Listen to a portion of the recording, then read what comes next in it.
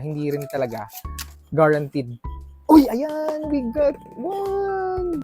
Highlighters and dooms, nabalitaan niyo namin chismis sa Enerbon and Beanie collaboration.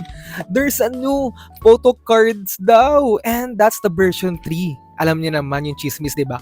Kakakompleto lang natin sa version 2. And here's the catch.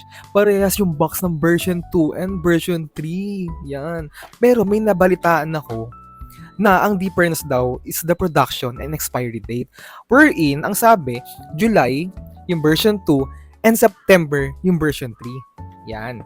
Buti na natabi ko yung dati. So, let's check kung totoo nga yung chismis. 1, 2, 3. Alo, hindi. So, this video proved that nakamix nga daw talaga yung version 2 and version 3. Grabe, pinahirapan naman tayo. Ayaw magpakuha. Ala, sana ito na yun. Oh, ito pa din. Marami nito. Version 2 pa din. Oh.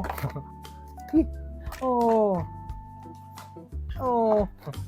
And as of now, we got total of 4 Mika and 3 Aya. Yeah. Di ba? Oh, version 2.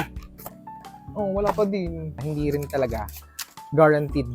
Uy, ayan, we got one! Yan. So, yun.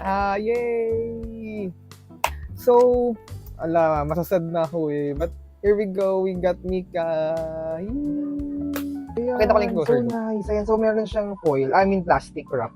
Pwede natin siyang i-fill off para mawala yung parang plastic yan. Ang point dito, para hindi magasgas yung card. Nice!